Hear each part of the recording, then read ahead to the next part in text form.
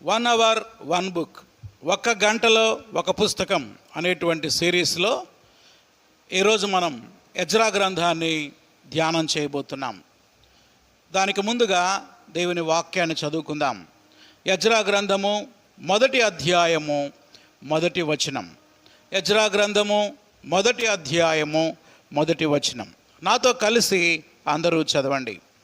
పారసీక దేశపు రాజు అయిన కోరేషు ఏలుబడిలో 1వ సంవత్సరమందు ఇర్మియా ద్వారా పలకబడిన తన వాక్యమును నెరవేర్చుటకై యెహోవా పారసీక దేశపు రాజు అయిన కోరేషు మనస్సును ప్రేరేపింపగా అతడు తన రాజ్యమంతటా చాటింపు వేయించి వ్రాత మూలముగా ఇట్లు ప్రకటన చేయించెను. తల్లు వంచండి, ప్రార్థన చేసుకుందాం. ప్రేమమయుడా మా ప్రియ పరలోకపు తండ్రి, ఒక్క గంటలో ఒక పుస్తకం అనేటువంటి సిరీస్లో ఇప్పటి వరకు కొన్ని పుస్తకాలు ధ్యానించడానికి మీరు కృప చూపించారు. ఈరోజు ఎజ్రా గ్రంథాన్ని మేము కలిసి ధ్యానించబోతూ ఉండగా ఈ గ్రంథంలో ఉన్నటువంటి వాక్యాల ద్వారా మీరు మాతో మాట్లాడండి. ఈ గ్రంథాన్ని అర్థం చేసుకునే జ్ఞానం పరిశుద్ధాత్మదేవ నీవే మా మంచి బోధకుడు ప్రభా, మీరే మాకు అనుగ్రహించండి. నిలవబడిన మీ దాసుని బలపరిచి బలంగా మీరు వాడుకొనండి తండ్రి. ఈ వాక్యాన్ని వింటున్న ప్రతి బిడ్డను మీరు సంధించండి. అలాగే యూట్యూబ్లో చూస్తున్న వారి కోసం కూడా ప్రార్థిస్తున్నాం. వారికి కూడా ఈ సందేశాలు, ఈ బైబిల్ స్టడీ ఎంతో దీవెనకరంగా చేయమని యేసు నామములో అడుగుతున్నాం తండ్రి, ఆమేన్. ప్రభునందు ప్రియమైన సహోదరి సహోదరులారా, 66 పుస్తకాలలో మనం ఇప్పటి వరకు చరిత్ర గ్రంథాలని ధ్యానం చేస్తున్నాం. ఏ గ్రంథాలు? చరిత్ర గ్రంథాలు. చరిత్ర గ్రంథాలంటే ఎక్కడి నుంచి ఎక్కడి వరకు? యెహోషువ గ్రంథం నుండి ఎస్తేరు గ్రంథం వరకు. అయితే ఈ చరిత్రని 2 భాగాలుగా విభజించవచ్చు. ఎలా అంటే, బబులోను చెరకు ముందున్న చరిత్ర, బబులోను తర్వాత ఉన్న చరిత్ర. యూదులు 70 సంవత్సరాల పాటు బబులోను చెరలో ఉన్న తర్వాత, బబులోను చెర అనంతరం కొన్ని పుస్తకాలు రాయబడ్డాయి. ఇప్పుడు ఈ రోజు నుండి మనము చెర తర్వాత చరిత్రని మనం ధ్యానం చేయబోతున్నాం. బబులోను చెర తర్వాత 3 చరిత్ర పుస్తకాలు రాయబడ్డాయి. ఏమిటా 3 అంటే? ఎజ్రా, నెహెమ్యా, ఎస్తేరు. ఈ 3 చెర తర్వాత వ్రాయబడిన చారిత్రక పుస్తకాలు. అంత మాత్రమే కాదు, చెర తర్వాత ప్రవచన గ్రంథాలు కూడా వ్రాయబడ్డాయి. ఏం వ్రాయబడ్డాయి? ప్రవచన గ్రంథాలు. అవేంటో చెప్తా, నోట్ చేసుకోండి. అవేంటంటే హగ్గయి, జకర్యా, మలాకి. హగ్గయి, జకర్యా, మలాకి. అంటే బబులోను చెర తర్వాత మొత్తం 6 పుస్తకాలు రాయబడ్డాయి అన్నమాట. ఎన్ని పుస్తకాలు? 3 చరిత్ర పుస్తకాలు, 3 ప్రవచన పుస్తకాలు. కనుక దీనిని మనం మనసులో ఉంచుకొని ఎజ్రా గ్రంథాన్ని ప్రారంభించాలి. కనుక మరి బబులోను చెర తర్వాత 3 చరిత్ర గ్రంథాలు, 3 ప్రవచన గ్రంథాలు. వినండి, ఈ చరిత్ర గ్రంథాలని అర్థం చేసుకోకుండా ప్రవచన గ్రంథాలు చదివితే మనకు అర్థం కావు. హగ్గయి, జకర్యా, మలాకి అనే 3 గ్రంథాలు మనం చదవాలి అంటే వాటిని చదవకూడదు. ముందు ఆ ప్రవచనాల యొక్క వెనకున్నటువంటి చరిత్ర గ్రంథాలు చదవాలి. ఏమిటా చరిత్ర గ్రంథాలు? ఎజ్రా, నెహెమ్యా, ఎస్తేర్. రైట్. ఈరోజు మనం ఎజ్రా గ్రంథాన్ని ధ్యానం చేస్తాం. దేవుని చిత్తమైతే వచ్చే వారం నెహెమ్యా గ్రంథాన్ని మనం ధ్యానం చేస్తాం. మరి ఎజ్రా గ్రంథంలోకి వెళ్ళే ముందుగా ఎజ్రా గ్రంథం వెనుకున్నటువంటి చరిత్ర ఏంటో మనం ఒకసారి చూద్దాం. పోయినసారి మనం దినవృత్తాంతాల గ్రంథంలో చివరి వచనాల్లో మనం చూసాం. యూదులు బబులోను చెరకు వెళ్ళి అక్కడ 70 సంవత్సరాలు ఉన్నారు. చెరకి 3 సార్లు వెళ్ళారు. ఎన్నిసార్లు వెళ్ళారు? 3 సార్లు. యెహోయాకీము కాలంలో ఒకసారి, తర్వాత యెహోయాకీను కాలంలో 2వసారి, చివరిసారి సిద్కియా కాలంలో వారు వెళ్ళారు. 3 గుంపులుగా వారు యెరూషలేము నుండి బబులోనికి చెరలోకి వెళ్ళారు. తిరిగి వచ్చేటప్పుడు కూడా 3 గుంపులుగా వచ్చారు. వెళ్ళేటప్పుడు ఏ విధంగా 3 దఫాలుగా వారు వెళ్ళారో వచ్చేటప్పుడు కూడా 3 దఫాలుగా వచ్చారు. మొదటి గుంపు నాయకుడి పేరేంటంటే జరుబ్బాబేలు. ఏంటి మొదటి గుంపు నాయకుడి పేరు?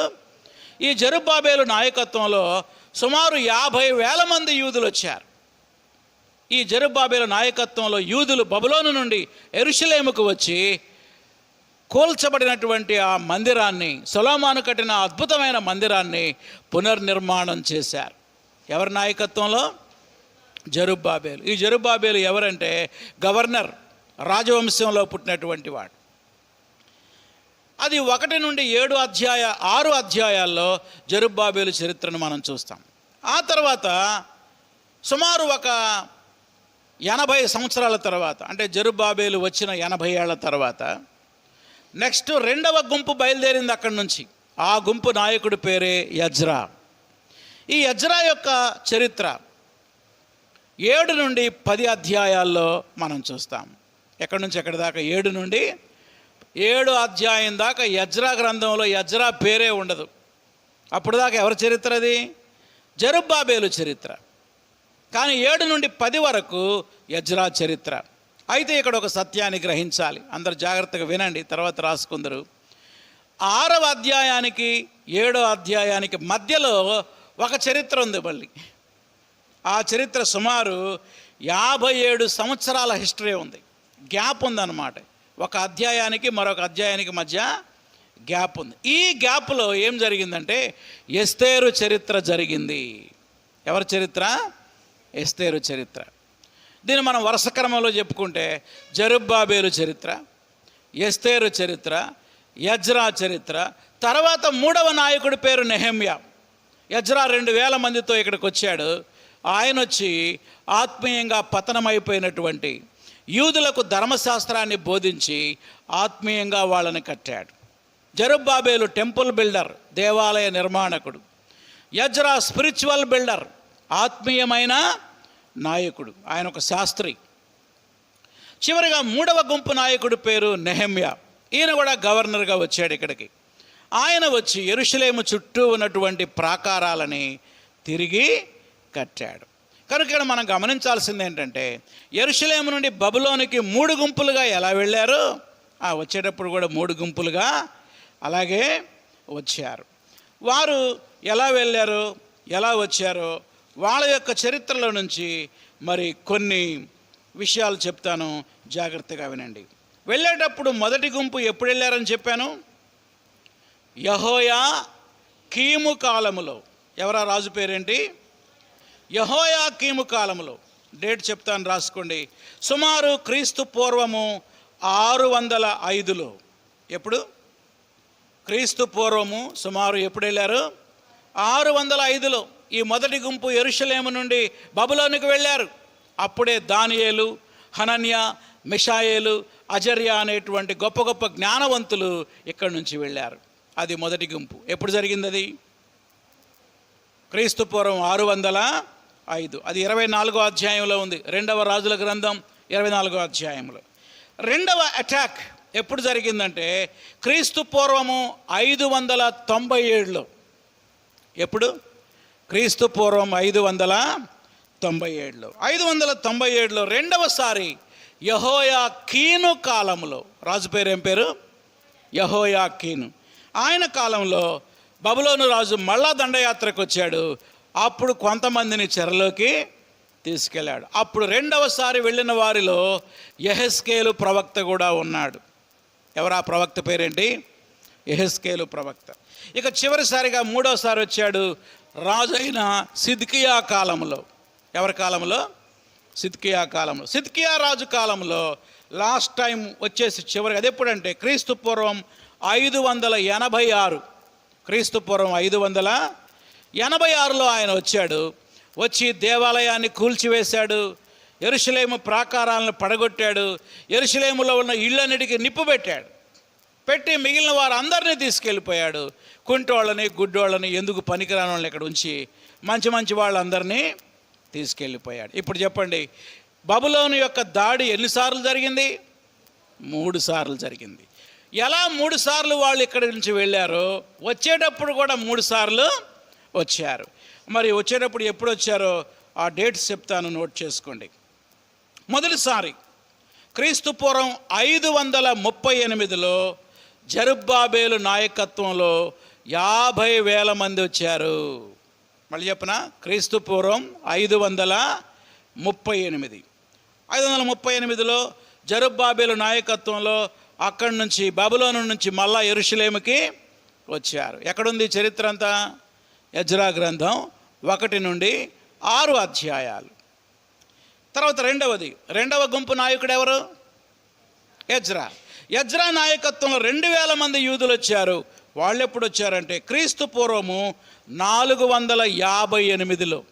ఎప్పుడు? 458లో ఎజ్రా నాయకత్వంలో రెండవ గుంపు వచ్చింది. ఈ చరిత్ర అంతా కూడా ఎజ్రా గ్రంథం 7వ అధ్యాయం నుండి 10వ అధ్యాయం వరకు ఉంది. 7 నుండి ఎక్కడ దాకా? 10.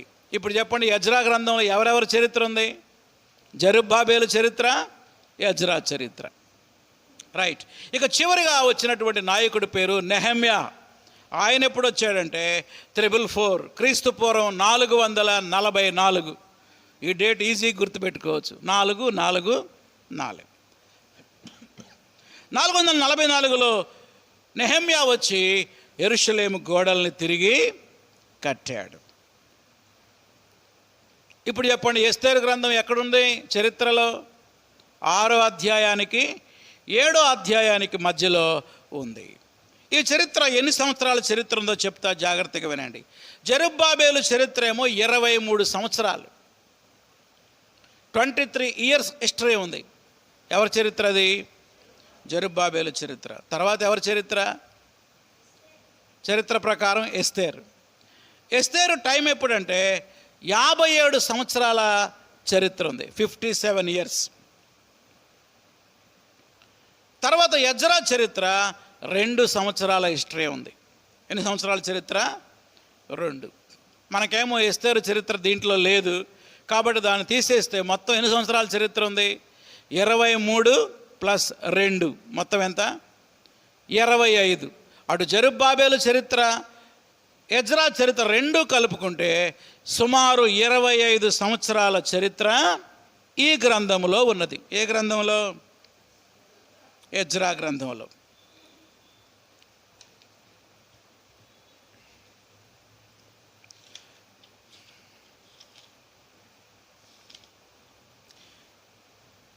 మంచిది. గ్రంథకర్త మరి వ్రాసినటువంటి రచయిత ఎవరు అంటే ధర్మశాస్త్ర ప్రవీణుడైన ఎజ్రా శాస్త్రి. అది రైటర్ ఎవరు?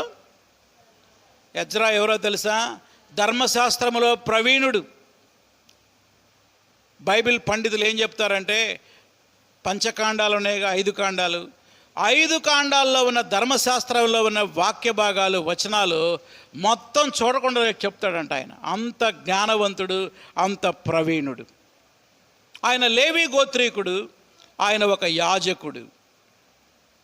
ఎజ్రా అనగా యెహోవా సహాయం అని అర్థం. రాసుకోండి. ఎజ్రా అంటే అర్థం ఏంటి? యెహోవా సహాయం. God will help us. దేవుడు మనకు సహాయం చేస్తాడు. ఏ గోత్రానికి చెందినవాడు? లేవి గోత్రానికి చెందినవాడు. ఆయన ఒక యాజకుడిగా ఆయన తన కెరియర్ని ప్రారంభిస్తాడు, తన యొక్క వృత్తిని. నెక్స్ట్, వ్రాయబడిన కాలము. మరి ఎప్పుడు రాశారు ఈ గ్రంథాన్ని? ఈ గ్రంథాన్ని క్రీస్తు పూర్వం 457 నుండి 444 మధ్యకాలంలో. 457 నుంచి ఎక్కడి దాకా? 444 మధ్య కాలంలో. మరి ఏ భాషలో రాశాడంటే హెబ్రీ భాషలో రాశాడు, హీబ్రూ భాషలో రాశాడు. అయితే మనం ఇక్కడ గమనించాల్సిన సత్యం ఏంటంటే ఎజ్రా, నెహెమ్యా వీళ్ళిద్దరూ సమకాలికులు, అంటే ఒకే కాలంలో జీవించిన వారు. కానీ ఎజ్రాకి జరుబ్బాబేలుకి సంబంధమే లేదు, మధ్యలో 60 ఏళ్ల గ్యాప్ ఉందిగా. హీబ్రూ భాషలో ఎజ్రా, నెహెమ్యా 2 గ్రంథాలు కలిసే ఉండేవి. ఆ తర్వాత దాన్ని ట్రాన్స్లేషన్ చేసినప్పుడు దాన్ని 2 భాగాలుగా విభజించారు.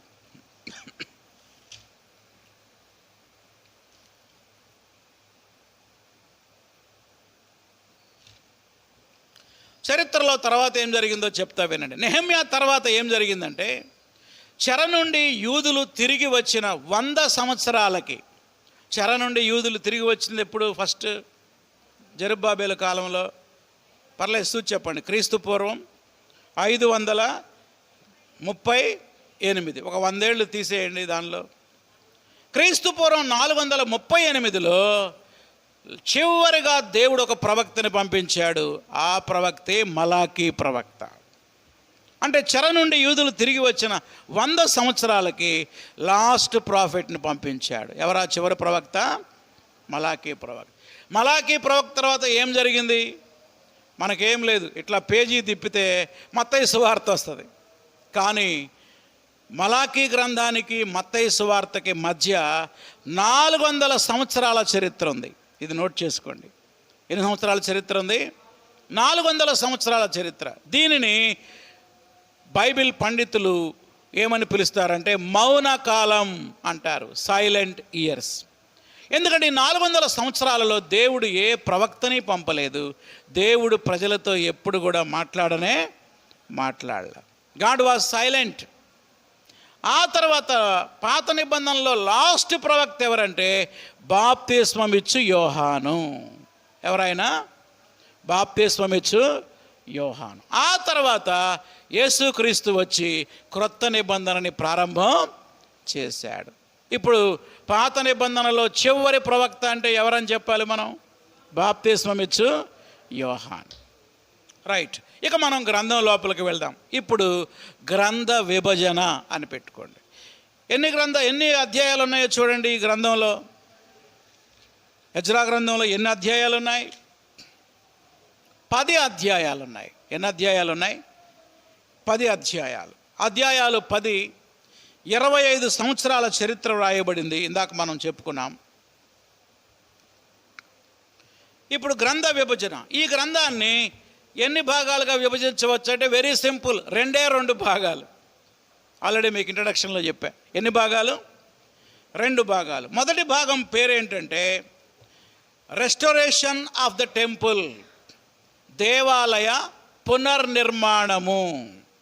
రెస్టోరేషన్ ఆఫ్ ద టెంపుల్, బ్రాకెట్లో జెరుబ్బాబేలు చరిత్ర అని కూడా రాసుకోవచ్చు మీకు అర్థం అవడం కోసం. నిజానికి దానికి హెడ్డింగ్ ఏంటంటే రెస్టోరేషన్ ఆఫ్ ద టెంపుల్, దేవాలయ పునర్నిర్మాణం. మొట్టమొదటి కట్టింది ఎవరు? రాజు అయిన సొలొమోను. చాలా అందమైనటువంటిది, సౌందర్యమైనటువంటి దేవాలయం. దానిని బబులోను రాజు 70 ఏళ్ల క్రితం వచ్చి కూల్చివేశాడు. ఆ తర్వాత 538లో జెరుబ్బాబేలు నాయకత్వంలో 50,000 మంది యూదులు వచ్చి దేవాలయాన్ని మళ్ళా తిరిగి నిర్మించారు. అది రిఫరెన్స్ ఎక్కడి నుంచి ఎక్కడి దాకా అంటే 1వ అధ్యాయం నుండి 6వ అధ్యాయం వరకు. 1 నుంచి ఎక్కడి దాకా? 6వ అధ్యాయం. ఇక 2వ భాగం పేరు, what is the second part ఏంటంటే రిఫార్మేషన్ ఆఫ్ ద పీపుల్, ప్రజలను సంస్కరించుట. Reformation of the people. ఇందాకేమో రెస్టోరేషన్, ఇప్పుడు రిఫార్మేషన్, ప్రజలను సంస్కరించుట. ఇది 7 నుండి 10 అధ్యాయాల్లో వ్రాయబడింది. 7 నుండి 10 అధ్యాయాలు. దీన్ని మరొక పేరు ఏంటంటే ఎజ్రా యొక్క చరిత్ర అనొచ్చు. అదేమో జెరుబ్బాబేలు చరిత్ర, ఇదేమో ఎజ్రా చరిత్ర. ఇప్పుడు మనం ఏం చేద్దామంటే ఒక్కొక్క భాగాన్ని కొన్ని సబ్ డివిజన్స్గా మనం విభజన చేద్దాం. చెప్పండి, మొదటి భాగం పేరేంటి? దేవాలయ పునర్నిర్మాణం. దానిని 4 భాగాలుగా విభజించవచ్చు. ఎన్ని భాగాలు? 4 భాగాలు. ABC అని రాసుకోండి. ఏ, మొదటిసారి తిరిగి వచ్చిన వారి పేర్లు. మొదటిసారి తిరిగి వచ్చిన వారు అని రాసుకోవచ్చు. మొదటిసారి తిరిగి వచ్చిన వారంటే ఎవరితో? జెరుబ్బాబేలుతో. అది 1, 2 అధ్యాయాలు. 2వ అధ్యాయంలో అన్ని పేర్లే ఉంటాయి. పేర్లే పేర్లు, పేర్లే పేర్లు. ఏం పేర్లు ఇవన్నీ? ఆ 50,000 మందిలో ముఖ్యమైన నాయకుల యొక్క పేర్లు. అంతేగాని 50,000 మంది పేర్లు రాయలే. 50,000 పేర్లు రాస్తే పుస్తకం ఎంత పెద్దదైద్ది అన్నమాట. దాంట్లో ముఖ్యుల పేర్లు మాత్రమే ఉన్నాయి. అవి చదవడానికే విసుగుపడతారు చాలామంది. నెక్స్ట్ 2, మందిర నిర్మాణం ప్రారంభించుట. మందిర పునర్నిర్మాణం ప్రారంభించుట. ఇక మందిరం కడదామని జెరుబ్బాబేలు ఏం చేశాడు? ప్రారంభం చేశాడు. అది 3వ అధ్యాయం. ఇక 3వ అధ్యాయం అంతా నిర్మాణం యొక్క ప్రారంభం.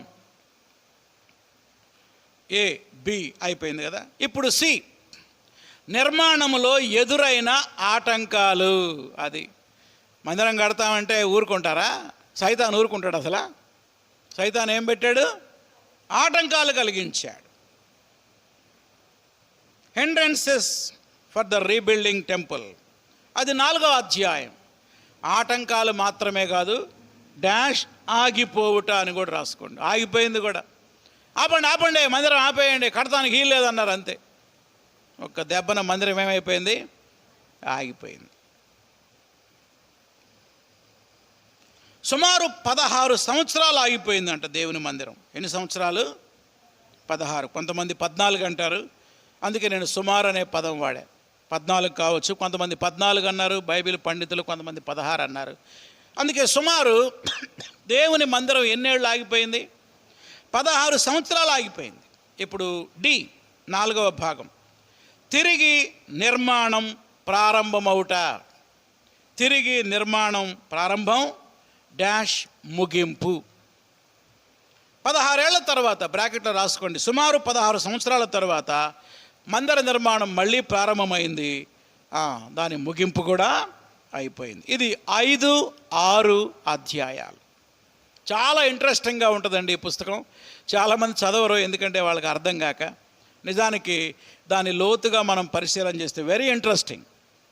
ఎంత ఆసక్తికరంగా ఉంటుందంటే అసలు నిర్మాణంలో ఆటంకాలు ఎలా వచ్చాయి, పని ఎలా ఆగిపోయింది, ఆ తర్వాత ఎలా పని మళ్ళా ప్రారంభమైంది, ఎలా అది ముగిసింది. ఇక్కడ మనం 2 పేర్లు మనం గుర్తుపెట్టుకోవాలి.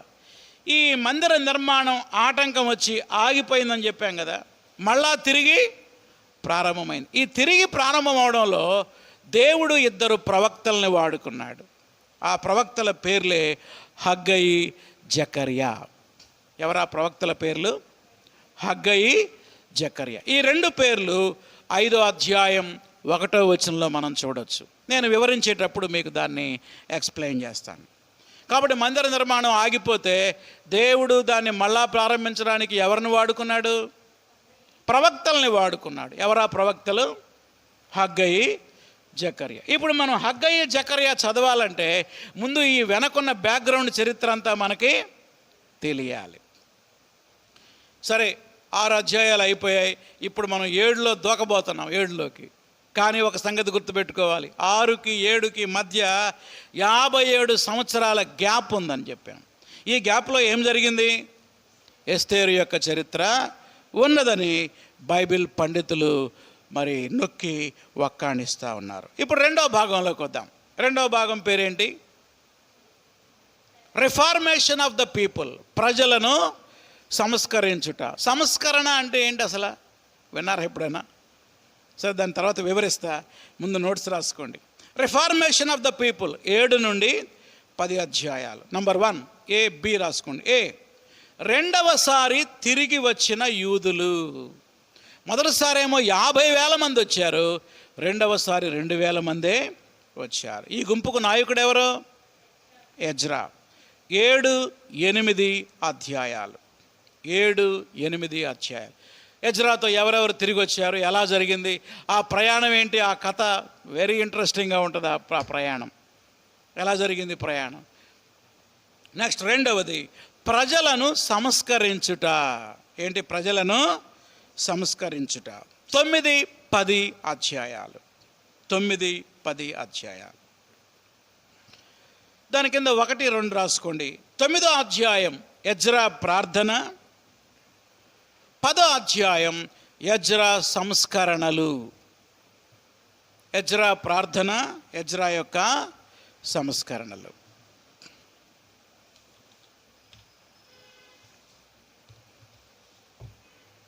ఇదండి గ్రంథ విభజన. ఇప్పుడు మీకు చాలా వరకు ఒక అవగాహన వచ్చి ఉంటుంది. కనుక మీరు ఏం చేయాలంటే ఈ వారమంతా ఎజ్రా గ్రంథాన్ని పూర్తి చేయాలి. ఎన్ని రోజుల్లో? వారం రోజుల్లో ఈ 10 అధ్యాయాలను గబగబా చదవబాకండి, టైం తీసుకోండి, ప్రశాంతంగా చదవండి. బైబిల్ ఎప్పుడు కూడా హడావిడి చదవకూడదు, ఏదో చదివాం కాబట్టి చదవకూడదు.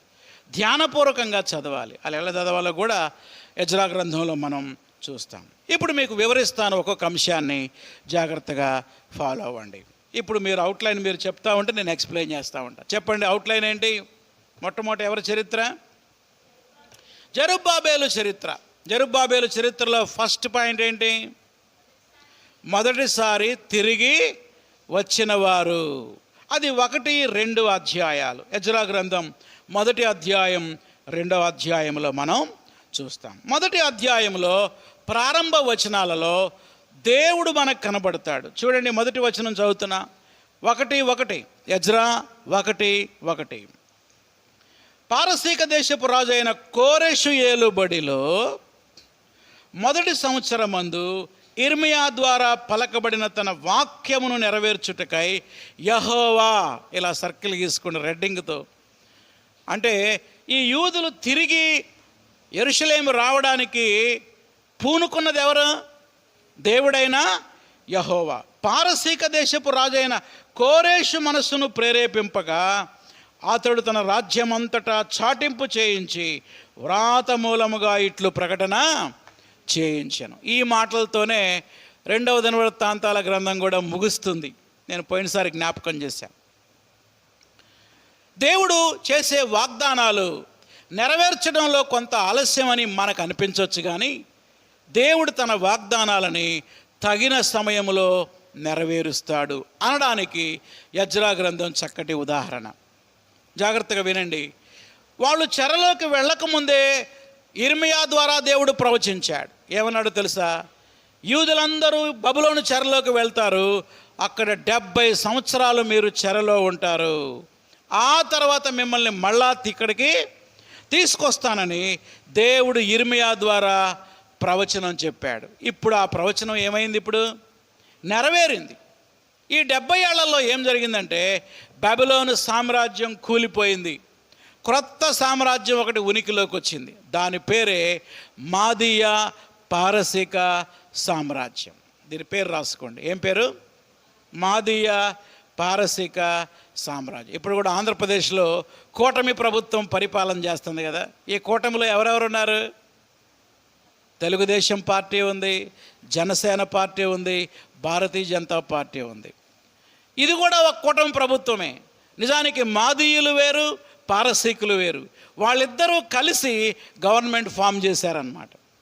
ఫామ్ చేసి బబులోను సామ్రాజ్యాన్ని కూల్చివేసి వీళ్ళిద్దరూ పరిపాలనలోకి వచ్చారు. వాళ్ళ పరిపాలనలో మొట్టమొదటి రాజు పేరు కోరెషు. ఏంటి రాజుగారి పేరు? ఈ కోరెషుకి దేవుడు కలలో కనబడి ఒక మాట చెప్పాడు. కోరెషు, నీ రాజ్యంలో నా ప్రజలు ఉన్నారు, వాళ్ళని యూదులు అని పిలుస్తారు. వాళ్ళు యెరూషలేము నుండి ఇక్కడికి వచ్చారు 70 ఏళ్ల క్రితం. నువ్వేం చేయాలంటే వాళ్ళందరినీ యెరూషలేము వెళ్ళడానికి పర్మిషన్ ఇవ్వాలి. అక్కడికి వెళ్ళి నా దేవాలయాన్ని నెబుకద్నెజరు కూల్చివేశాడు, తిరిగి కట్టాలని దేవుడైన యెహోవా ఎవరి మనసుని ప్రేరేపించాడు? ఒక అన్య రాజు యొక్క మనసుని ప్రేరేపించాడు. మీకు విచిత్రం చెప్పనా? కోరెషు పుట్టకముందు 200 సంవత్సరాల క్రితమే యోషయా ద్వారా కోరెషు అనే వ్యక్తిని నేను వాడుకుంటానని దేవుడు ప్రవచించాడు. ఆయన ఇంకా పుట్టలేదు, 200 సంవత్సరాలతో పుడతాడు. ఎవరు? ఈ పేరు ఎక్కడుంది? యోషయా గ్రంథంలో ఉంది. ఆయన చేయబోయే కార్యం కూడా రాసి ఉంది. ఇవన్నీ రిఫరెన్స్లు ఇవ్వడానికి సమయం లేదు, ఎందుకంటే 1 గంటలో మనం దీన్ని ముగించుకోవాలి. కాబట్టి దేవుని చిత్తం అయితే యోషయా గ్రంథం చెప్పేటప్పుడు ఆ వివరాలు మీకు వివరించడానికి నేను ప్రయత్నం చేస్తాను. వెంటనే కోరెషు ఏం చేశాడో తెలుసా? రాజ్యమంతా ప్రకటన చేశాడు. ఈ దేశంలో, మా సామ్రాజ్యంలో ఎవరెవరైతే యూదులు ఉన్నారో వాళ్ళందరూ మీ దేశానికి వెళ్ళిపోండి, యెరూషలేముకి. అక్కడ ఆకాశమందున్న మహాదేవుని యొక్క దేవాలయాన్ని తిరిగి కట్టండి. ఎవరి మనసు ప్రేరేపిస్తే వారు వెళ్ళండి. కొంతమంది వెళ్ళకుండా ఇక్కడే ఉంటున్నారు. కొంతమంది బాగా వెల్గా సెటిల్ అయిపోయారు 70 ఏళ్లలో వాళ్ళ ఉద్యోగాలు వ్యాపారాలతోటి. వాళ్ళకేం చెప్పాడంటే, మీరు కనుక వెళ్ళకపోతే వెళ్ళేవారికి ధన సహాయం చేసి వాళ్ళని పంపించండి, వెళ్ళండి లేదా పంపండి అని చెప్పినప్పుడు 50,000 మంది యూదులు జెరుబ్బాబెలు నాయకత్వంలో బయలుదేరారు. ఇక్కడ జెరుబ్బాబెలుతో పాటు మరొక యాజకుని పేరు కూడా మనం గుర్తుపెట్టుకోవాలి. ఆ బయలుదేరిన యాజకుడి పేరు ఏంటంటే యెహోషువ. ప్రధాన యాజకుడైన యెహోషువ. చాలామంది ఇక్కడ కన్ఫ్యూజ్ అవుతారు. మోషే పరిచారకుడైన యెహోషువ వేరు, జెరుబ్బాబేలు కాలంలో ఉన్న యెహోషువ వేరు. ఈ యెహోషువ ఎవరంటే ప్రధాన యాజకుడు. ఈ ప్రధాన యాజకుడు కూడా బయలుదేరాడు. జెరుబ్బాబేలు, యెహోషువ. యెహోషువ అనే పేరు ఎజ్రా గ్రంథంలో యేషువ అని రాస్తుంది. చూడండి, 2:2 యెరూషలేమునకును యోధా దేశమునకును తమ తమ పట్టణములకు పోవునట్లుగా సెలవు పొంది జెరుబ్బాబేలు యేషువ అని ఉంది కదా. ఈ యేషువనే ఎవరు? యెహోషువ. హగ్గయిలోకి రండి. హగ్గయి గ్రంథంలో ప్రధాన యాజకుడైన యెహోషువ అనే పదాన్ని మనం చూస్తాం. పాత నిబంధనలో లాస్ట్ పుస్తకాలు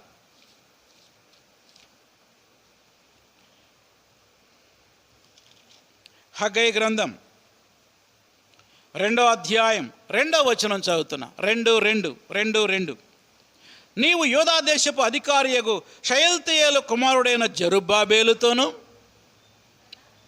ప్రధాన యాజకుడకు యెహోజాదాకు కుమారుడైన యెహోషువతోను. అదిగో ఈ యేషువనే అక్కడ ఎవరో యెహోషువ. కనుక యెహోషువ ఆయనేమో ప్రధాన యాజకుడు, ఈయనేమో గవర్నర్, రాజకుమారుడు, రాజవంశంలో పుట్టినవాడు ఎవరు? జెరుబ్బాబేలు. వీళ్ళిద్దరూ కలిసి తక్కిన శేషించిన ప్రజలతో కలిసి మరి తిరిగి వచ్చారు. 50,000 మందితో వచ్చారు. వాళ్ళ పేర్లన్నీ కూడా 2వ అధ్యాయంలో మనకు కనపడతాయి. చాలా పేర్లు ఉన్నాయి. వాళ్ళు ఎలా వచ్చారో నేను కొన్ని పేర్లు చదువుతాను, చూడండి, కొన్ని అండర్లైన్ చేసుకోండి. 64వ వచనం, 2:64 సమాజం యొక్క లెక్క మొత్తం 42,360. అది రాసుకోండి మీ నోట్స్లో. మొత్తం బయలుదేరిన వాళ్ళు ఎంతమంది అంట? 42,360. 65వ వచనం చూడండి, వీళ్ళతో పాటు వీరి దాసులు, దాసురాండ్రు, వీళ్ళెంతమంది? 7,330 మంది. ఈ నంబర్ కూడా రాసుకోండి. 42,360 ప్లస్ 7,330. ఇంకొంచెం కిందకి రండి. 65వ వచనం, మరియు వారిలో గాయకులు, గాయకురాండ్రు. మరి దేవుని మందిరం కడుతున్నారంటే మరి పాటలు పాడే బృందం కావాలి కదా, లేవీయులు. గాయకులు, గాయకురాండ్రు మొత్తం 200 మంది ఉండిరి. ఇప్పుడు మొత్తం కూడండి, మొత్తం కూడితే 49,890 మంది వచ్చారన్నమాట. అందుకే సుమారుగా 50,000 మంది అంటారు. 49,890 మంది. ఆశ్చర్యం ఏంటంటే చాలామంది వీళ్ళకి ధన సహాయం చేశారు. ఎక్కడుంది ఆ మాట? 68 కుటుంబ ప్రధానులు కొందరు యెరూషలేములో ఉండి యెహోవా మందిరానికి వచ్చి దేవుని మందిరం దాని స్థలములో కానుకలను స్వేచ్ఛార్పణములుగా అర్పించిరి. పని నెరవేర్చడానికి తమ శక్తి కొలది, అండర్లైన్ చేసుకోండి, ఖజానాకు 16,300 తులాల బంగారం, 2,50,000 తులముల వెండి, యాజకుల కొరకు 100 వస్త్రములను ఇచ్చిరి. చాలామంది కానుకలు ఇచ్చారు ఆ మందిర నిర్మాణానికి. రాలేని వాళ్ళు ఇచ్చారు, అక్కడున్న ఆఫీసర్స్ ఇచ్చారు, రాజుగారి ఆజ్ఞ కదా, అందరూ ఇచ్చారు. దీంతోపాటు ఇంతమంది సుమారు 1,700 కిలోమీటర్లండి ప్రయాణం. బబులోన్ నుంచి యెరూషలేముకి ఎన్ని కిలోమీటర్లు? సుమారు 1,700 కిలోమీటర్లు ప్రయాణం. సుమారు 4-5 నెలలు పడుతుంది. ఎన్ని నెలలు? 4-5 నెలలు. దానికోసం దేవుడు ప్రయాణ సాధనాలు కూడా ఇచ్చాడు వాళ్ళకి. చూడండి ప్రయాణ సాధనాలు ఏమున్నాయో. 66వ వచనం, వారి గుర్రాలు 736 కంచరగాడిదలు, 245 మరి ఒంటెలు, 435 గాడిదలు, 6,720. ఇవి కాక కొంతమంది నడిచి ప్రయాణం చేశారు. మొత్తం మీద సుమారు 4-5 నెలల ప్రయాణం ఇది. దేవుడు వాళ్ళకి ప్రయాణ సాధనాలు ఇచ్చాడు. మందిర నిర్మాణానికి కావలసిన ఆర్థికపరమైన సహాయం కూడా దేవుడు చేశాడు. పర్మిషన్ ఇచ్చింది దేవుడే, కోరేష్ మనసును ప్రేరేపించింది దేవుడే, ప్రయాణ సాధనాలు ఇచ్చింది దేవుడే, కావలసినటువంటి ఆర్థిక వనరులు సమకూర్చింది కూడా దేవుడే. ఇక్కడ ఒక సత్యం చెప్పబోతున్నా. ఏమిటా సత్యం అంటే, దేవుని పని చేయడానికి దేవుడు ఎప్పుడూ మనకు సహాయకరంగా ఉంటాడు. మనం కూడా మన చర్చిలో రేపు 13, 14, 15 తేదీల్లో మీటింగ్స్ పెట్టుకుంటున్నాం. చాలా డబ్బులు ఖర్చు అవుతాయి. వామ్మో ఈ డబ్బులన్నీ ఎలా వస్తాయని ఏమి కంగారు పడాల్సిన పని లేదు. అవన్నీ దేవుడు ఎవరెవరి మనసును ప్రేరేపిస్తాడో మనకు తెలియదు. సమృద్ధిగా మన ప్రతి అవసరత తీరుస్తాడు. ఎందుకని ఆ మీటింగ్స్ పెట్టడం అనేది ఎవరి కోసం చేస్తున్నాం? దేవుని మహిమ కొరకు, దేవుని సువార్త కొరకు మనం చేస్తున్నాం. ఆ రోజు మందిర నిర్మాణానికి ఎలా ప్రొవైడ్ చేశాడో మన మీటింగ్స్ కావాల్సిన ప్రతి అవసరత కూడా దేవుడు తీరుస్తాడు అనే సత్యాన్ని మనం ఇక్కడ నేర్చుకుంటున్నాం. తర్వాత రెండవ పాయింట్లోకి వద్దాం. చెప్పండి, రెండవది ఏంటి? మందిర నిర్మాణము ప్రారంభం, పునాది ప్రారంభం. 3వ అధ్యాయంలో ఆ పునాది ప్రారంభాన్ని మనం చూస్తాం. వాళ్ళు రావడం ఏం చేశారంటే ఒక బలిపీఠాన్ని కట్టి దహన బలులు అర్పించారు. ఏం కట్టారు? బలిపీఠాన్ని కట్టి దహన బలులు అర్పించారు. చూడండి 3వ అధ్యాయం 2వ వచనం. యోజాదా కుమారుడైన యేషువాయును, యాజకులైన అతని సంబంధులు, షయల్తీయేలు కుమారుడైన జెరుబ్బాబెలు అతని సంబంధులు, దైవజనుడైన మోషే నియమించిన ధర్మశాస్త్రమందు వ్రాయబడిన ప్రకారం దహన బలులు అర్పించడానికి ఇశ్రాయేలు దేవుని బలిపీఠమును కట్టిరి. బలిపీఠం కట్టి బలులు అర్పించారు. పర్ణశాలల పండగ కూడా జరిపారు. ఎందుకంటే వాళ్ళు 7వ నెలలో వచ్చారు. ఏ నెలలో వచ్చారు? 7వ నెల. 7వ నెలలో ఆ పర్ణశాలల పండగని వారు ఆచరించారు.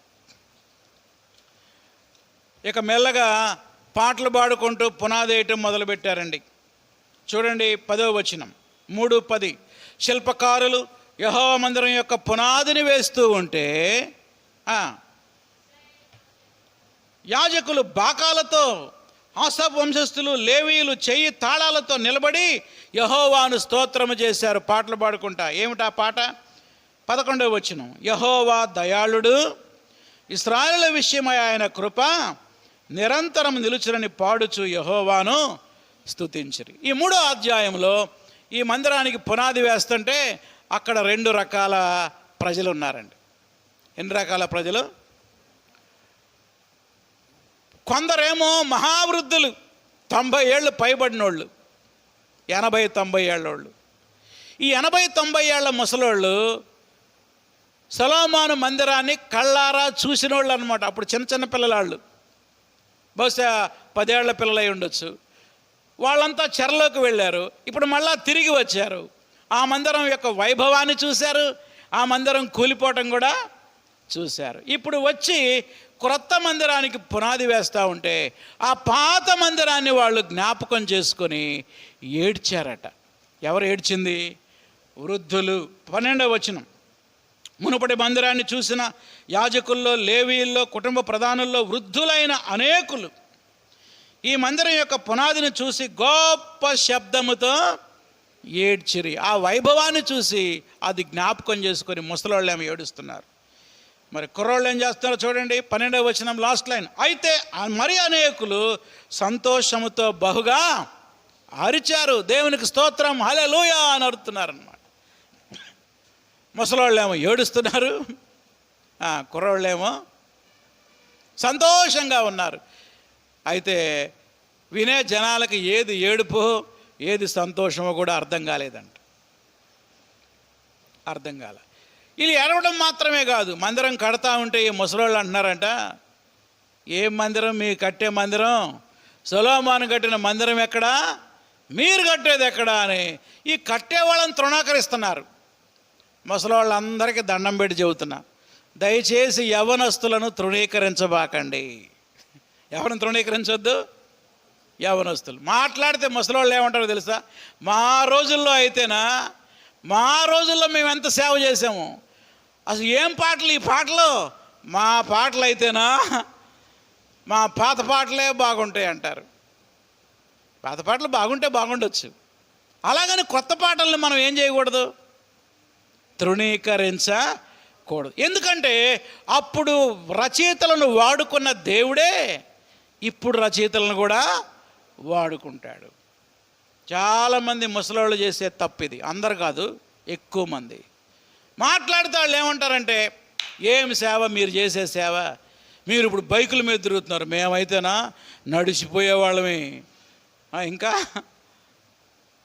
పెట్రోల్ బాక్స్ లైట్ నెత్తి మీద పెట్టుకుని నడిచేవాళ్ళమే. అప్పుడు బైకులు లేవు కాబట్టి నడిచిపోయారు. ఇప్పుడు సాధనాలు ఇచ్చాడు కాబట్టి నడిచిపోయిన 3 ఊర్లు స్వార్థ ప్రకటించావేమో, ఇప్పుడు బండి మీద 6 ఊర్లు తిరుగుతున్నారు. దేవుని వాక్యం చెప్పే సత్యం ఏంటంటే, దేవుడు అప్పుడు ఎలా పనిచేశాడో ఇప్పుడు కూడా అలాగే పనిచేస్తాడు. కాబట్టి వృద్ధులైన వారు యువకుల్ని ప్రోత్సహించాలి, కానీ ఏం చేయకూడదు, నిరుత్సాహపరచకూడదు. అది నేర్చుకోవాలి మనం. నిరుత్సాహపరచకూడదు. ఈ మాటని హగ్గయి గ్రంథంలో కూడా దేవుడు చెప్తాడు. చూడండి, హగ్గయి గ్రంథంలోకి వెళ్దాం ఒకసారి. నేను చెప్పిన మాటలన్నీ హగ్గయిలో ఉంటాయి.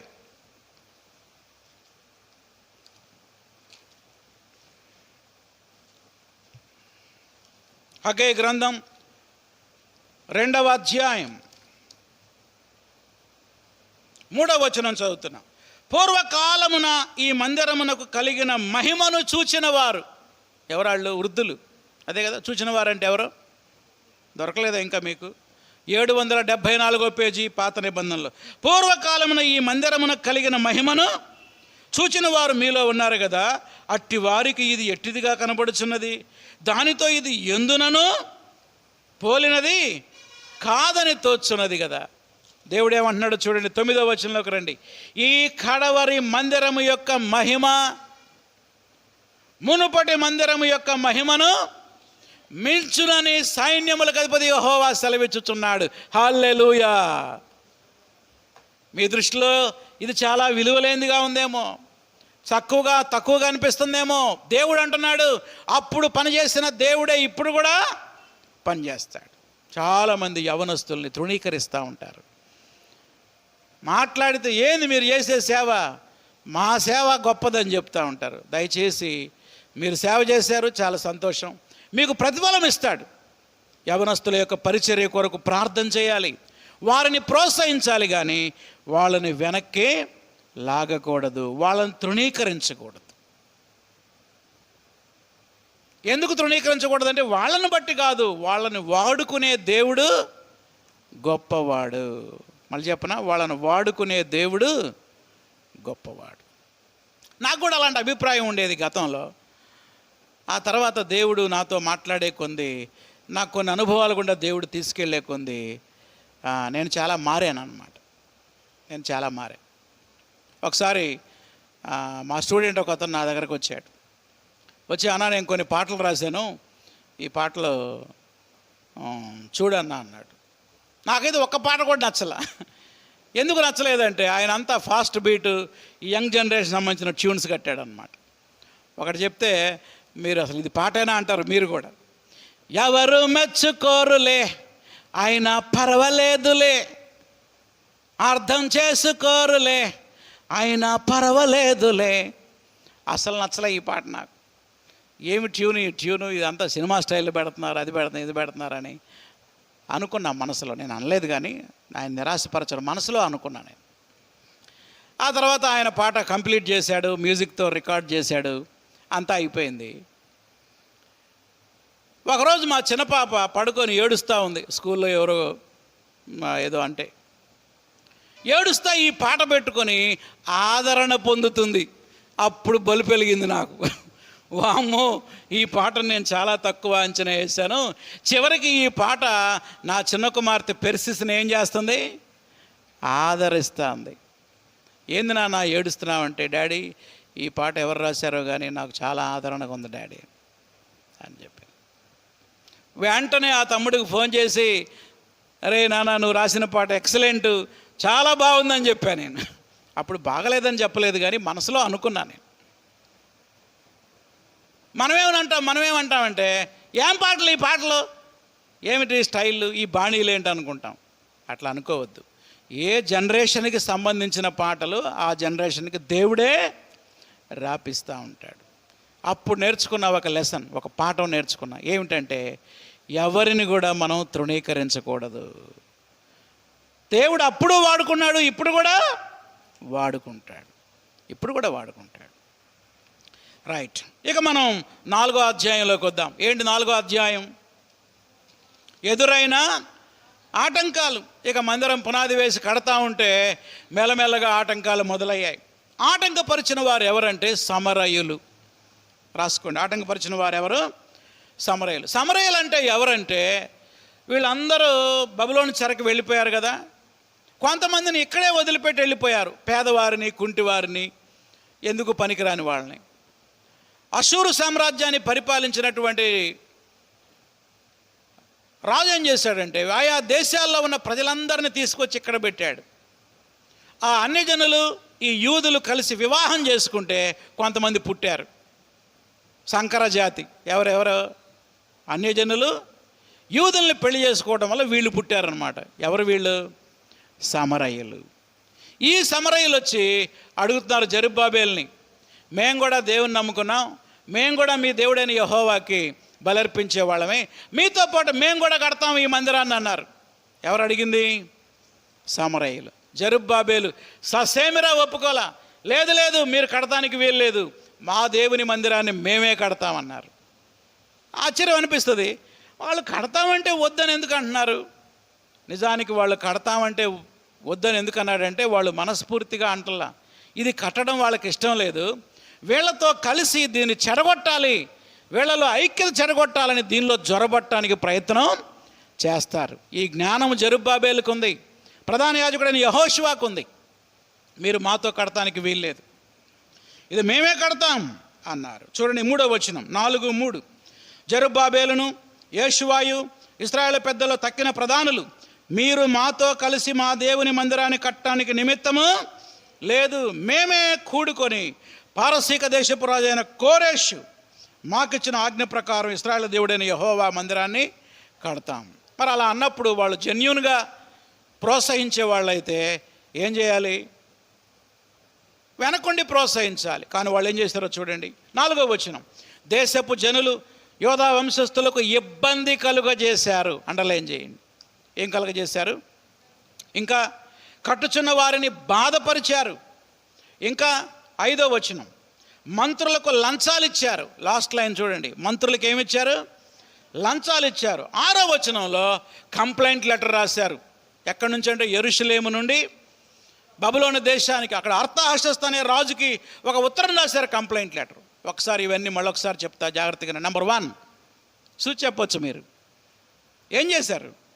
ఇబ్బంది కలగజేశారు. అక్కడ ఒకటేసుకోండి. 2వది బాధపరిచారు. 3వది పని ఆపమని లంచాలు కూడా ఇచ్చారు. 4వది కంప్లైంట్ లెటర్ రాశారు. అర్తహషస్తకు రాశారు, సార్ మేము మీ ఉప్పు తిన్న వాళ్ళమండి, ఇక్కడ యూదులు ఒక పెద్ద మందిరం కడుతున్నారు, ఈ మందిరం కనుక కట్టారు మీకు పన్ను కూడా చెల్లించరు, దీని మీద మీ పెత్తనం అంటూ ఉండదు, ఒకసారి మీరు అవసరమైన దస్తావేజులు పరిశీలించండి, ఈ పట్టణం తిరుగుబాటు చేసిన పట్టణం, మీరు ఎంక్వైరీ చేయండి అనగానే అర్తహషస్త ఎంక్వైరీ చేస్తే అక్కడ నిజంగానే బయటపడింది యెరూషలేము రాజులు తిరుగుబాటు చేసేవాళ్ళని. సిద్కియా తిరుగుబాటు చేశాడు, యెహోయాకీము తిరుగుబాటు చేశాడు. ఈ చరిత్ర అంతా ఉంది. వెంటనే అర్తహషస్త లెటర్ పంపాడు అక్కడి నుంచి, ఇమ్మీడియట్లీగా పని ఆపండి అని.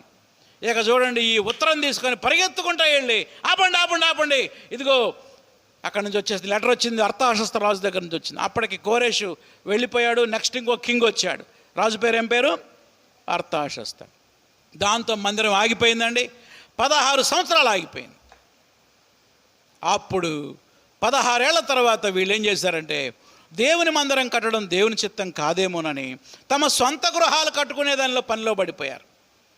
అప్పుడు దేవుడు 2 ప్రవక్తలను లేపాడు.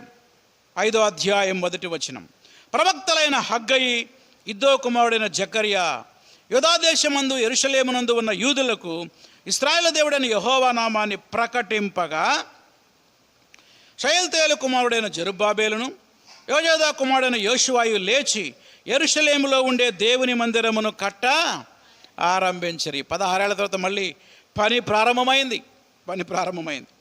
ప్రారంభమైతే మరి శత్రువు ఊరుకుంటాడా? ఇక్కడ శత్రువు తయారయ్యాడు. వాడి పేరేంటంటే తత్తనై. చూడండి ఎక్కడుందో పేరు. 6వ వచనం, నది యువతల అధికారి అయిన తత్తనై. అందరు చెప్పండి ఏం పేరు? కొద్ది కష్టమైన పేరే ప్రొనౌన్సియేషన్. ఏం పేరు? తత్తనై. వెంటనే ఈ లెటర్ రాశాడు. ఈ 16 ఏళ్లలో అక్కడ రాజు మళ్ళీ మారాడు. రాజు పేరు దర్యావేషు. ఇప్పుడు రాజు పేరు ఏం పేరు? వాడు ఫోన్ చేసి వాడు లెటర్ రాశాడు, సార్ దేవుని మందిరం కడుతున్నారు ఇక్కడ, మేము పోయి అడిగాం, మీరు ఎందుకు కడుతున్నారంటే మాకు రాజు అయిన కోరేషు పర్మిషన్ ఇచ్చాడని చెప్తున్నారు వాళ్ళు. నిజంగా రాజు పర్మిషన్ ఇచ్చాడో లేదో మీరు ఎంక్వైరీ చేయండి అని వీడు లెటర్ రాశాడు, కంప్లైంట్ లెటర్. మళ్ళీ కంప్లైంట్ లెటర్. ఈసారి రాసినోడి పేరు ఏం పేరు? తత్తనై అనేటువంటి అధికారి. వీడు కూడా నిజనుడే. అప్పుడు దర్యావేషు దస్తావేజులన్నీ ఎంక్వైరీ చేస్తే కోరేష్ ఇచ్చిన పర్మిషన్ లెటరు నకలు బయటపడింది. దేవునికి స్తోత్రం. వెంటనే వీడేం ఎక్స్పెక్ట్ చేశాడు? 16 ఏళ్ల క్రితం పని ఆపినట్టు ఇప్పుడు కూడా ఆపుతారేమో అని అనుకున్నాడు. తీరా చూస్తే కోరేష్ నిజంగానే పర్మిషన్ ఇచ్చాడు. ఓ తత్తనై, నువ్వు వెళ్ళి దగ్గరుండి పని జరిగించు అన్నాడు. ఏం చేయాలి? దగ్గరుండి పని జరిగించు, వేగంగా పని జరిగించు. చూడండి 5వ అధ్యాయం 6వ అధ్యాయం 6వ వచనం. కావున రాజైన దర్యావేషులాగు సెలవిచ్చెను, నది అవతల అధికారి అయిన తత్తనైకి. 4వ లైన్, యూదుల జోలికి పోక, అండర్లైన్ చేయండి. తర్వాత దేవుని మందిరం పనిని జరిగించండి. 8వ వచనం 3వ లైన్, రాజుగారి సొమ్ములో నుండి, ట్యాక్స్ వసూలు చేస్తారు కదా అక్కడ, ఆ సొమ్ములో నుండి, నది అవతల నుండి వచ్చిన పన్నులో నుండి వారు చేసే పని నిమిత్తం తడవు ఏమాత్రం చేయకుండా ఆ పనికి కావాల్సిన డబ్బులు ఇచ్చేయండి. దేవునికి బలులు అర్పించండి. 9వ వచనం లాస్ట్ లైన్, రాజకుమారులు జీవించినట్లు మా కోసం కూడా ప్రార్థన చేపియండి అన్నాడు. హల్లెలూయా. చూసారా, దర్యావేషు రాజు ప్రార్థన చేపియమంటున్నాడు వాళ్ళ రాజ్యం కోసం. 11వ వచనంలో, ఎవడైనా దీన్ని భంగపరిచాడో వాడిని ఉరిదీయాలన్నాడు. 12వ వచనంలో, ఏ రాజులైనా ఆటంకపరిచారో దేవుడే వాళ్ళని నాశనం చేస్తానన్నాడు. చూడండి, ఈ లెటరు ఆతృతగా చదువుతున్నాడు. ఎవడో? తత్తనై. లెటర్ చదవగానే తత్తరపోయాడు. ఎవరో?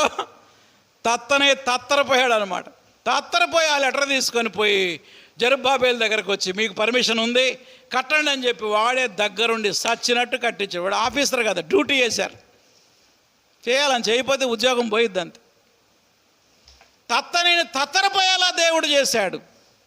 ప్రియులారా, దేవుని పనికి ఆటంకాలు ఎన్నున్నాయో అవకాశాలు కూడా అన్నే ఉన్నాయని ఒక దైవజనుడు అన్నాడు.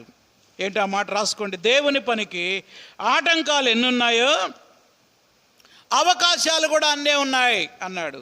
పెర్కిన్స్ అనేటువంటి దైవజనుడు ఈ మాట అన్నాడు. చాలాసార్లు ఆటంకాలు చూసి ఆగిపోతాం మనం. ఆగిపోవద్దు. ఆటంకాలు ఎన్నున్నాయో అవకాశాలు కూడా అన్నే ఉంటాయి. కనుక ఆటంకాల వైపు చూసి ఆగిపోకుండా దేవుడిచ్చే అవకాశాలు సద్వినియోగం చేసుకొని దేవుని పనిలో ముందుకు వెళ్ళాలి. దీంతో 6వ అధ్యాయంతో మందిరాన్ని విజయవంతంగా పూర్తి చేశారు. ఇంతవరకు ఎజ్రా చరిత్ర, జెరుబ్బాబేలు చరిత్ర అయిపోయిందండి. ఇప్పుడు మిగిలిన కొద్ది నిమిషాల్లో ఎజ్రా చరిత్రను మనం చూద్దాం. ఎజ్రా గురించి దేవుని వాక్యం చెప్తున్న అద్భుతమైన మాట, దీన్ని చెప్పకుండా నేను ఒక అడుగు కూడా ముందుకెళ్ళలేను. ఎజ్రా ఒక స్ట్రాంగ్ డెసిషన్ తీసుకున్నాడు. ఎజ్రా తీర్మానం అని రాసుకోండి. 7:10 అందరూ చదవండి నాతో పాటు. ఎజ్రా గ్రంథం 7వ అధ్యాయం 10వ వచనం. ఎజ్రా యెహోవా ధర్మశాస్త్రమును పరిశోధించి దాని చొప్పున నడుచుకొనుటకును ఇశ్రాయేలీయులకు దాని కట్టడలను విధులను నేర్పుటకును దృఢ నిశ్చయము చేసుకొనెను. Ezra take strong decision. ఆయన 3 తీర్మానాలు చేసుకున్నాడు. వరుసగా చెప్తా, రాసుకోండి. 1, ధర్మశాస్త్రాన్ని పరిశోధించుట. ఊరికి చదవడం కాదు, వాక్యాన్ని ఏం చేయాలి? పరిశోధించాలి. డెప్త్గా, లోతుగా అధ్యయనం చేయాలి. అది ఆయన తీర్మానం. 2వది, దాని చొప్పున నడుచుకొనుట. ఏదైతే దేవుని వాక్యం చదువుతామో దాన్ని ఏం చేయాలి? మొట్టమొదట మనం అనుసరించాలి. 3వది, దానిని ఇతరులకు నేర్పుట. ఇతరులకు ఏం చేయాలి? నేర్పుట. ఈ ఎజ్రా జీవితం మీద ఒక పాట రాశా నేను. వాక్యము ధ్యానింతును, వాక్యము పాటింతును, వాక్యము నేర్పించేదన్, వాక్యము ప్రకటించేదన్, ధ్యానించి పాటించి ప్రకటించేదన్. ఆ 3 తీర్మానాలు పల్లవిలో చివరి లైన్లో పెట్టా. ఏంటి? ధ్యానించి పాటించి ప్రకటించేదన్. దీని ప్రాసలో చెప్పాలంటే పఠించు, పాటించు, ప్రకటించు. ఈ తీర్మానం ఈరోజు మనం తీసుకోవాలి. ఎజ్రా అంత గొప్పగా దేవుని చేత వాడబడ్డాడంటే ఆయన జీవితంలో తీసుకున్న 3 తీర్మానాలు. 1, దేవుని వాక్యాన్ని నేను పరిశోధిస్తా. 2, దాన్ని నేను పాటిస్తా. 3, దాన్ని ఇతరులకు నేర్పిస్తా. ఇతరులకు చెప్పడానికంటే ముందు నేను పాటించాలి. నేను పాటించకుండా ఇతరులకు చెప్తే ఎవరైనా వింటారా? హేళన చేస్తారండి. ఏంది ఆయన చెప్పేది ఆయనే పాటించడం అంటారు. అవునా? అందుకే వాక్యాన్ని చదవాలి, దాన్ని మొదట మనం అనుసరించాలి, తర్వాతే దాన్ని ఇతరులకి నేర్పాలి. 7వ అధ్యాయంలో అర్తహషస్త అనే రాజు ఉన్నాడు. ఈ రాజు ఎజ్రాకి చెప్తా ఉన్నాడు, ఎజ్రా నీవు కూడా యెరూషలేముకు వెళ్ళి అక్కడ దేవుని యొక్క మందిరం, దేవుని యొక్క పని, దేవుని యొక్క పరిచర్య చేయమని అర్తహషస్త అనే రాజు ఎజ్రాకి ఉత్తరం రాశాడు. చూడండి 7వ అధ్యాయం 12వ వచనం. రాజైన అర్తహషస్త ఆకాశమందలి దేవుని ధర్మశాస్త్రమందు శాస్త్రియు యాజకుడునైన ఎజ్రాకి క్షేమము ఉత్తరం రాస్తున్నాడు. ఎజ్రా ఎవరంట? శాస్త్రి. వినండి అందరు నా వైపు చూడండి. ఈ బైబిల్ స్టడీలో ఉన్నటువంటి మీరందరూ, ఈ యూట్యూబ్లో చూస్తున్న మీరందరూ ఒక్కొక్కరు ఒక్కొక్క శాస్త్రిగా మారాలి. మనం ఎలా మారాలి? శాస్త్రిగా ఎలా మారాలి? ఎలా మారుతాం మనం? దేవుని వాక్యాన్ని లోతుగా చదవాలి, ఆ ధర్మశాస్త్రములో ప్రవీణులం అవ్వాలి. అది శాస్త్రిలాగా మనం మారాలంటే దేవుని వాక్యాన్ని లోతుగా చదవాలి. చెప్తున్నాడు ఎజ్రాకి, ఎజ్రా నువ్వు వెళ్తూ రాజుగారు మంత్రులు స్వేచ్ఛగా అర్పించి అర్పణలు తీసుకెళ్ళాలి. 15వ వచనం చూడండి. యెరూషలేములో నివాసము గల ఇశ్రాయేలు దేవునికి రాజును అతని యొక్క మంత్రులు స్వేచ్ఛగా అర్పించిన వెండి బంగారాలు నువ్వు తీసుకెళ్ళాలి. పోయేటప్పుడు నేను ఇస్తాను కొంత బంగారం, మంత్రులు ఇస్తారు, ప్రజలు ఇస్తారు, ఇవన్నీ నువ్వు తీసుకెళ్ళాలి. బలిపీఠ మీద బలి అర్పించాలి. 20వ వచనం.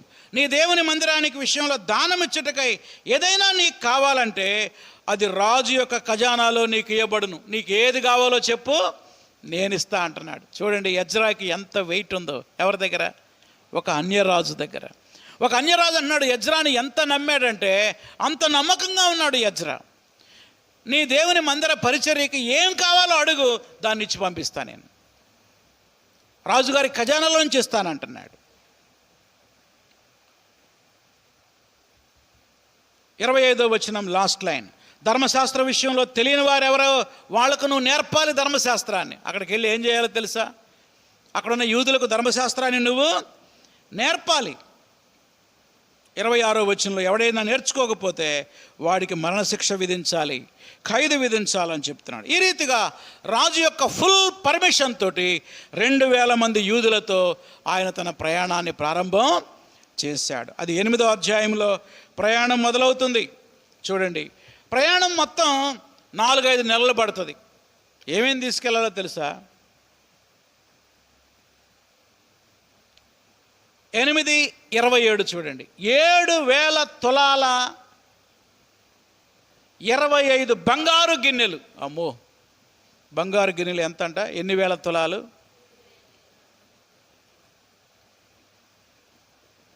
బంగారం అంత వెలగల పరిశుద్ధమైన 2 రాగి పాత్రలు. ఈ బంగారం, వెండి. 25వ వచనం చూడండి.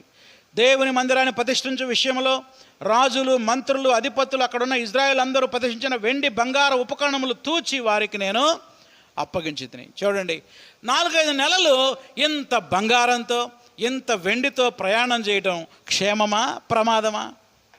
చాలా ప్రమాదం. ఎందుకంటే దారి దోపిడీ దొంగలు ఎక్కువగా ఉండేవారు ఆ దినాల్లో.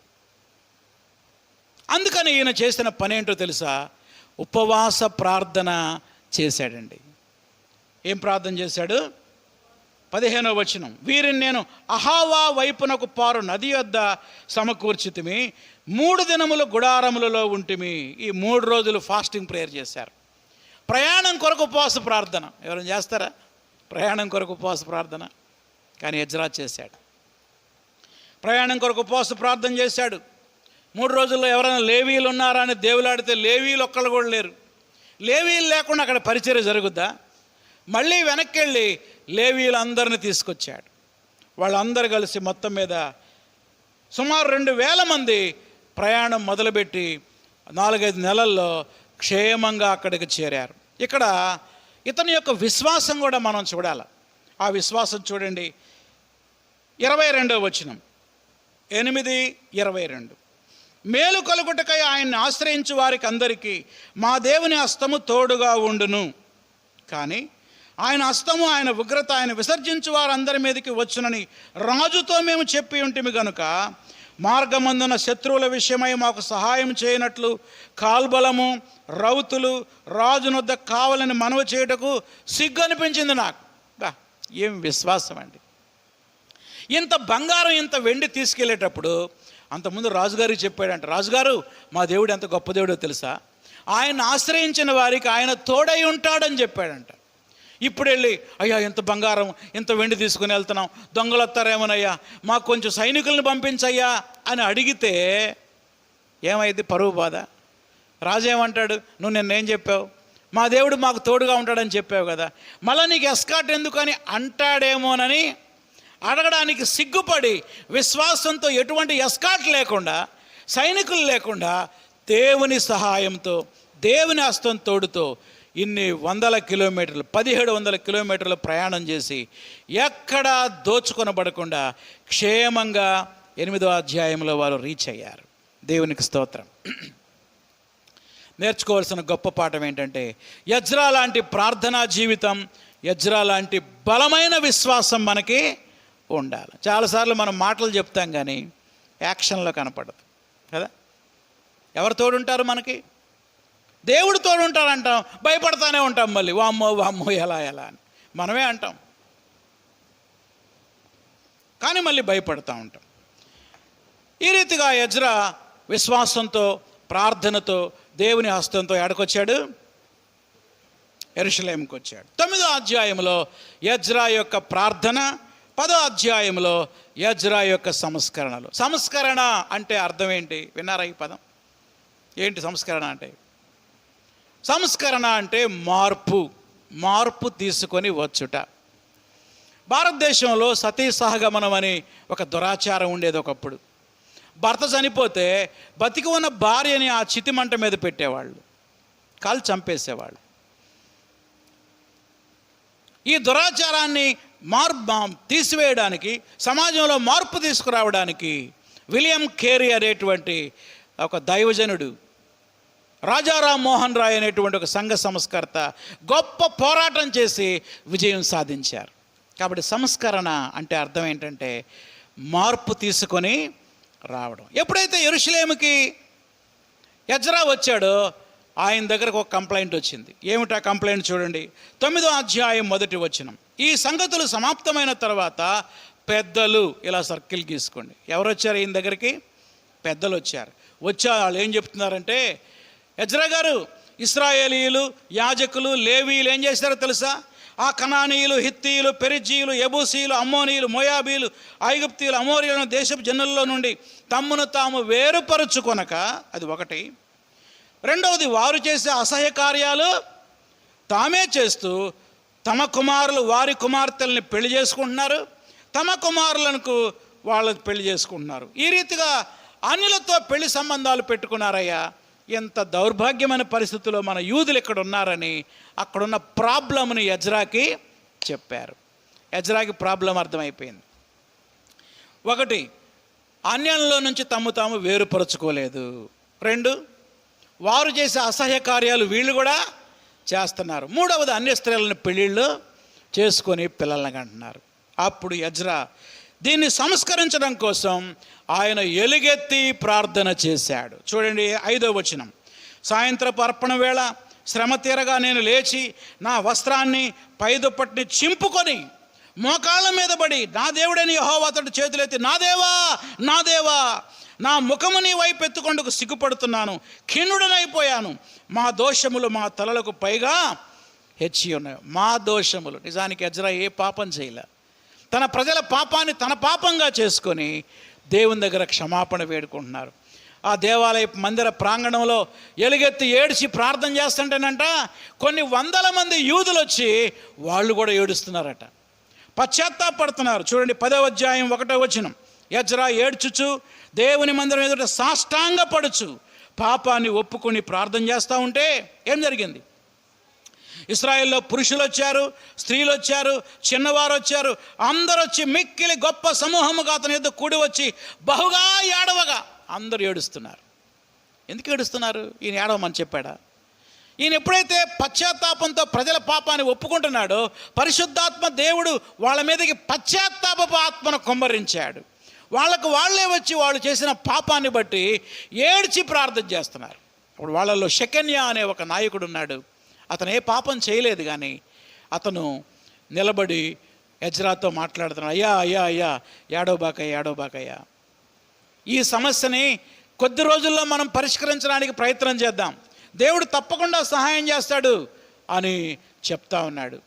కొన్ని వందల మంది ప్రజలు దేవాలయ ప్రాంగణంలో ఏడుస్తూ ఉంటే భారీ వర్షం ప్రారంభమైందంట. ఏం వర్షం?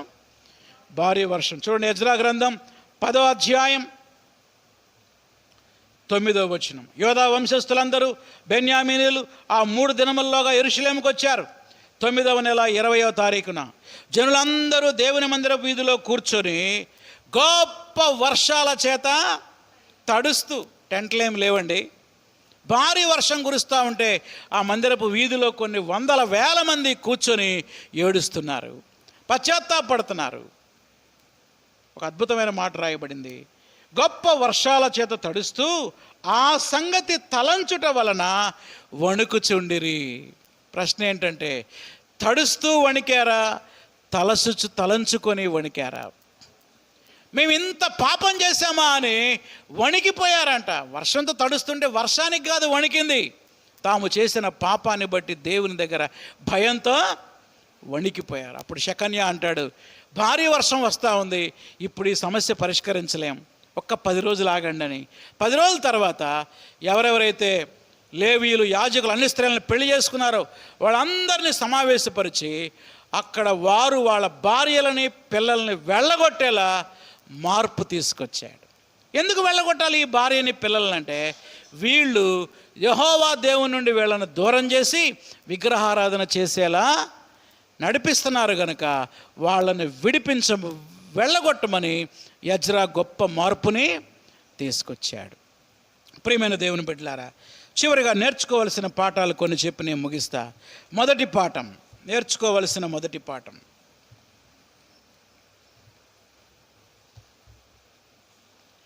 ఎజ్రా లాంటి ప్రార్థనా జీవితాన్ని, బలమైన విశ్వాసాన్ని మనం కలిగి ఉండాలి. ఏంటి? ఎజ్రా లాంటి ప్రార్థనా జీవితాన్ని, బలమైన విశ్వాసాన్ని మనం కలిగి ఉండాలి. 2, ఆటంకాలను చూసి ఆగిపోకూడదు. దేవుడు అవకాశాలు కూడా ఇస్తాడు. ఆటంకాలు చూసి ఆగిపోకూడదు. దేవుడు మనకేమిస్తాడు? అవకాశాలు ఇస్తాడు. 3వ పాఠం, యవనస్తుల్ని ప్రోత్సహించాలి కానీ నిరుత్సాహపరచకూడదు. యవన సేవకులను, యవన బిడ్డలని ప్రోత్సహించాలి కానీ ఆ వృద్ధులు ఏం చేశారు? నిరుత్సాహపరిచారు, డిస్కరేజ్ చేశారు. అలా ఎన్నడూ ఉండకూడదు. ఈ గ్రంథంలో యేసు ప్రభు మనకి ఎలా కనపడతాడంటే, దేవాలయము యేసుక్రీస్తుకి సాదృశ్యముగా ఉన్నది. దేవాలయము యేసుక్రీస్తుకి సాదృశ్యముగా ఉన్నది. ప్రార్థన చేసుకుందాం. తలలు వంచండి. 1 నిమిషం మన హృదయంలో ప్రార్థన చేసుకుందాం. నేను ఎవరిని నిరాశపరచకుండా, నిరుత్సాహపరచకుండా, ఇతరులను ప్రోత్సహించే బిడ్డగా నన్ను వాడుకో ప్రభువా అని ప్రార్థన చేసుకుందాం. ప్రార్థన చేయండి. హగ్గయి, జకర్యాలు పనిని ప్రోత్సహించినట్లుగా నేను కూడా నీ పనిని ప్రోత్సహిస్తాను, నీ పరిచర్యలో వాడబడతాను ప్రభువా అని ప్రార్థన చేసుకుందాం. ఎజ్రా లాంటి ప్రార్థనా జీవితం నాకు కూడా దయచేయి ప్రభువా. ఎజ్రా లాంటి బలమైన విశ్వాసం నాకు దయచేయి ప్రభువా అని ప్రార్థన చేసుకుందాం. ఈ వారమంతా నేను చదువుతాను ప్రభువా, నీ వాక్యం ద్వారా నాతో మాట్లాడు నాయనా అని ప్రార్థన చేసుకుందాం. ప్రేమగల మా తండ్రి, ప్రభువానికి వందనాలు స్తోత్రాలు చెల్లిస్తున్నాం. ఎజ్రా గ్రంథంలో జెరుబ్బాబేలు చరిత్రని, ఎజ్రా చరిత్రని ధ్యానించడానికి మీరు కృప చూపించారు నాయన. జెరుబ్బాబేలు, ప్రధాన యాజకుడైన యెహోషువ ఏ రీతిగా నీ మందిర నిర్మాణాన్ని కంప్లీట్ చేశారు, నీ పనిలో వాడబడ్డారు. మమ్మల్ని కూడా మీ పరిచర్యలో మీరు వాడుకోనండి తండ్రి. మందిర నిర్మాణం కావాల్సిన ప్రతి అక్కర నువ్వు తీర్చావు ప్రభువా. నీ వైపు మేము చూడటానికి సహాయం చేయండి. ఎజ్రా లాంటి ప్రార్థనా జీవితం, ఎజ్రా లాంటి బలమైన విశ్వాసం మీరు మాకు దయచేయండి. ఈ వారమంతా ఎజ్రా గ్రంథాన్ని లోతుగా ధ్యానించడానికి, ఎజ్రా వలె ధర్మశాస్త్రాన్ని పరిశోధించడం, పాటించడం, ఇతరులకు నేర్పించే మంచి తీర్మానాలు మేము చేసుకోవడానికి మాకు సహాయం చేయమని యేసు నామములో అడుగుతున్నాం తండ్రి. ఆమేన్. ప్రభు యేసు రక్తమే జయం, అపవాది క్రియలకు లయం. ప్రభు యేసు రక్తమే జయం, అపవాది క్రియలకు లయం. ప్రభు యేసు రక్తమునకు సంపూర్ణ విజయం, అపవాది క్రియలకు అనంత నాశనం. హల్లెలూయా, స్తుతి స్తోత్రం. ఆమేన్. మన తండ్రి అయిన దేవుని ప్రేమ, ప్రభు అయిన యేసుక్రీస్తు కృప, పరిశుద్ధాత్మ అన్యోన్య సహవాసము, కాపుదల సదాకాలం మనకు తోడై ఉండును గాక. ఆమేన్. అందరికీ వందనాలు. God bless you.